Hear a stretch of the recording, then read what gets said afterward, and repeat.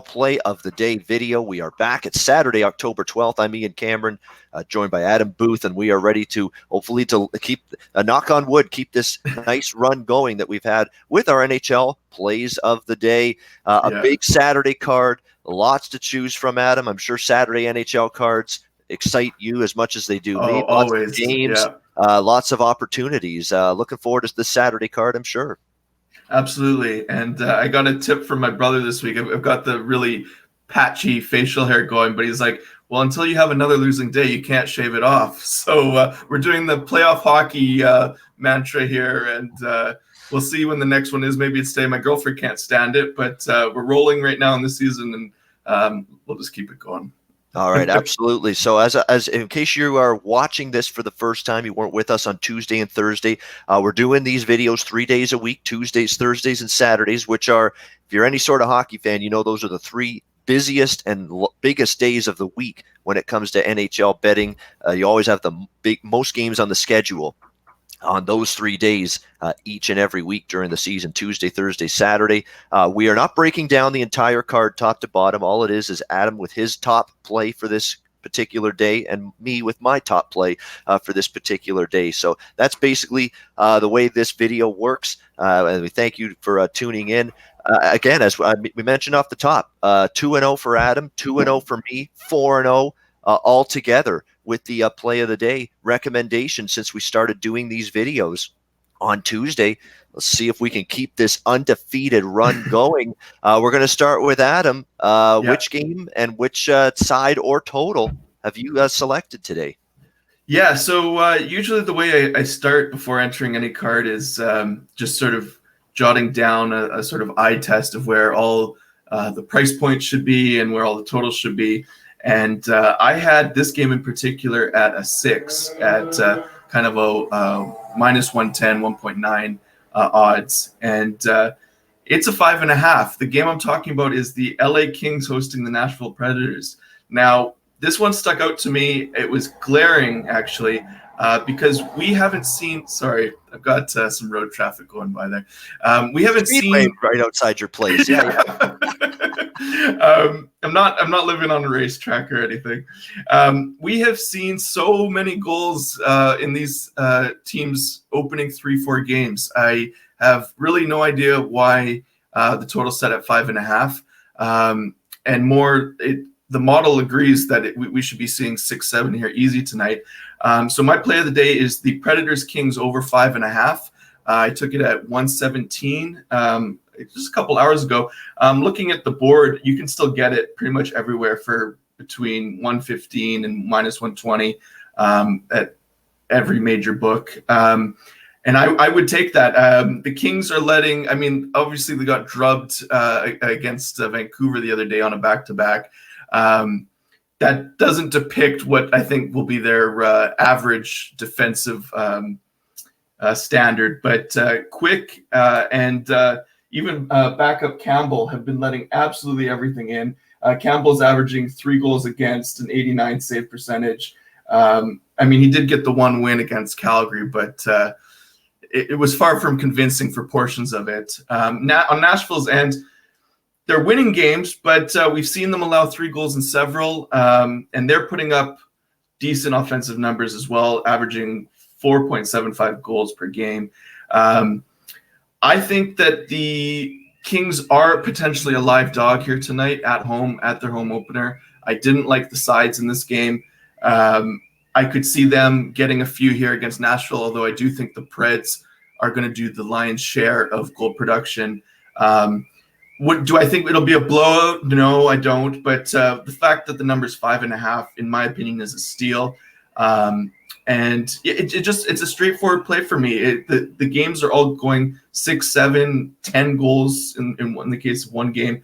I don't think the Kings have a standard basis for shutting down the depth of the Predators, and I could see them getting a couple themselves against a Predators team that both of their goalies are under 90% save percentage as well. So straightforward play for me, taking the over 5.5.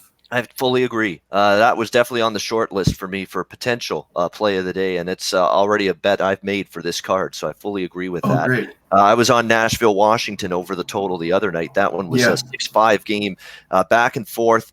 It went, and Nashville 11 survived. goals, right? I think it was. 11 goals Yeah. in that game. Yeah. And this Nashville team, 5 goals or more in 3 of their 4 games. They've gone over the total in every game, 4-0 to the over to start the Yeah. season. You look at their shot totals, 32, 42, 25, 38. Their power play has scored in each of the last 3 games, and their penalty kill's not been good. And you look at Yeah. LA, their power play's clicked, and their penalty kill's not been good. So you have Yeah. 2 teams that are being pretty proficient on the power play and a little inefficient on the penalty kill. And that's always a perfect recipe for maybe expecting some goals. Todd McClellan sort of read his team the riot act after the 8-2 loss. We'll see if that makes any bit of difference. It is their home opener, But the LA Kings. Even if I mean, we see this a lot. We talked about it with Quinville. He gave the Florida guys a bag skate the other day, and we still saw from the Buffalo game last night. There could have been 4 or 5 goals for Buffalo there. Some of the sort of wide open net chances that Buffalo had. I mean, this is the case of hockey. It's always going to be close call misses, and a total stays under. But the fact that the total's not 6 is why I think it's wrong. If it was 6, it might give me pause to say maybe this is a 4-2 game. But at the very least, we're looking at 3-2 with an empty net easily. I don't like to call plays easy, but it's a straightforward play. You hit on the fact that the Nashville defensive end hasn't shown up yet either.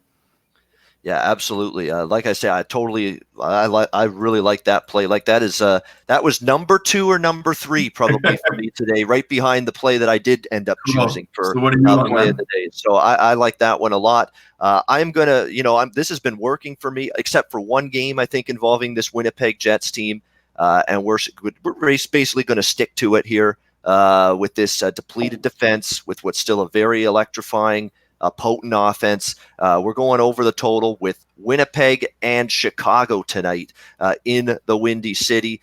We've got Chicago rather, minus 125 home favorites. The total 6.5, minus 115 at Pinnacle, as high as minus 125 at 5 dimes. So SBRodds.com. Make sure you're using that to get the best line, best price with all of your bets. That's SBRodds.com. Make sure you're using that resource on a daily basis. By the way, I should recite the lines for Nashville, LA currently. Nashville minus 165, road favorites. The total 5.5 there. Over minus 120 to minus 125, currently the prevailing line in most spots. Getting back to Winnipeg, Chicago, cashed over the total winner with my play of the day Thursday involving Winnipeg against Minnesota. A 5-2 win for the Jets. Don't be fooled, though, by the 2-goal allowance against the Minnesota Wild. Minnesota's a putrid offense. They're having a hard time finding the back of the net. The Jets are admittedly getting healthier on the blue line, no question. Kulikov and Morrissey both came back, but still, you're still talking about a lot of youth besides those 2 guys on that blue line. And again, you shut down the Minnesota Wild, you shut down the Pittsburgh Penguins in your last 2 games. I need to see more than that to prove you're back on the beam defensively. Think about Minnesota. This is a bottom-tier offensive team.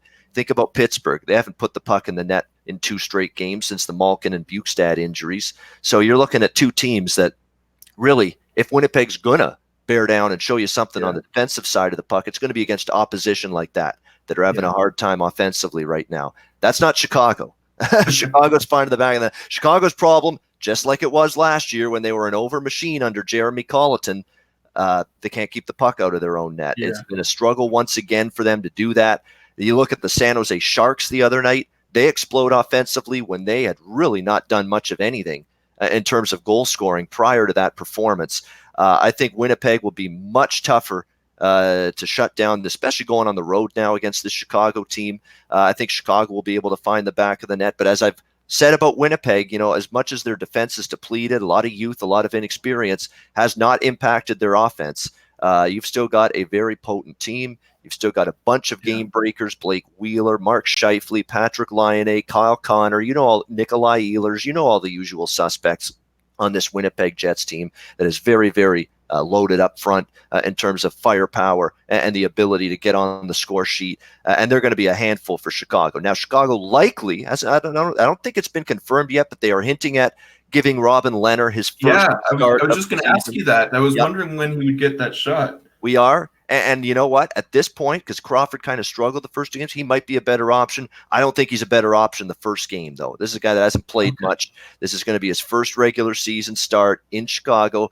For as great a season as he had last year, I've got to see it again, because this is a guy that's had really no success at the NHL level consistently prior to last season. I got to see it again, and I got to see it with a let's be honest, a pretty weak defense in front of him. That doesn't compare to a Barry Trotz shutdown defense. That's right. I agree. 100%. That was exactly the next point. Lehner had a great season. How much of that was a structured, sturdy, very, very disciplined Islander defense that learned how to play proper shutdown defensive hockey under Barry Trotz, and how much of it was truly the performance level and the ability of Lehner in net?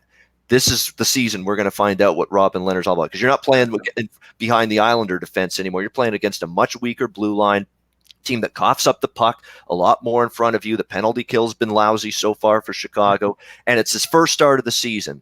Like, if he shuts out Winnipeg or holds them to a goal, I'll tip my cap. I'll say salute, good job, Robin Lehner. But I don't see a goalie that hasn't played since a couple of weeks ago in the preseason, all of a sudden coming in and being sharp and on his razor sharp and on his A game in his very first start. So let's make it official.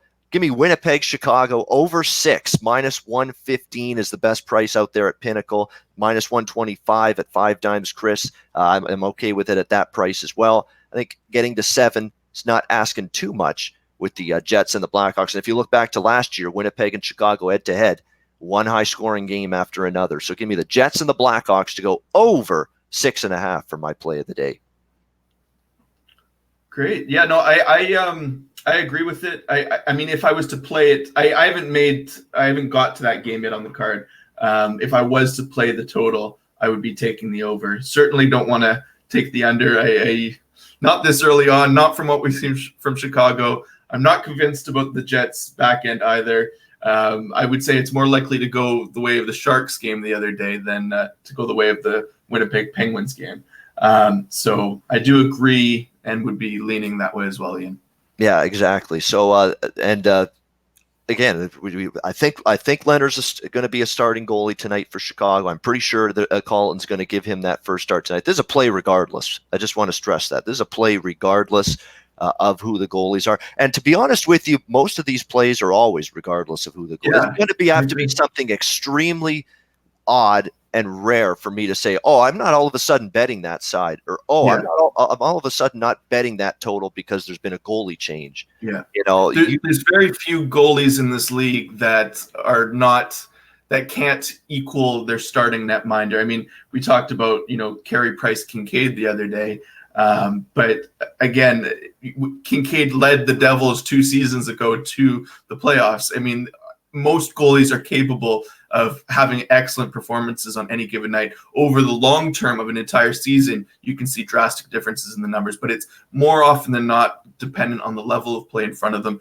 And exactly what you said, the Chicago defense has not done enough for their goalies at all in the last few seasons. I know, and they were hoping with a couple of changes that blue line would be better this year, at least in terms of goal prevention. That has not happened yet through 2 games. And again, now you're playing a very, very potent, lethal offensive team like Winnipeg. Big challenge here for Chicago. And what will likely be Robin Lehner in net in his first start as a member of the Chicago Blackhawks. All right, to recap before we wrap up this video, Adam is on Nashville, Los Angeles. I like saying the road team first. Nashville, Los Angeles over 5.5. That's at -120 at Bookmaker /Chris, -118 at Heritage. So shop around, but he's on Nashville, Los Angeles over 5.5, -120 for his play of the day. I'm on Winnipeg, Chicago over 6.5, -125 for my play of the day. There's your double play for this Saturday, October the 12th card. And let's hope for another 2-0 sweep. And hopefully we can rejoin you guys on Tuesday and say once again that we're still undefeated on the season with these double play of the day recommendations. Adam, great to always do these videos with you. Lots of fun. Have a great Saturday. Enjoy the card. You too, buddy. Talk to you later. And thanks to everyone for watching. We'll see you again Tuesday with our next edition of the NHL Double Play of the Day video.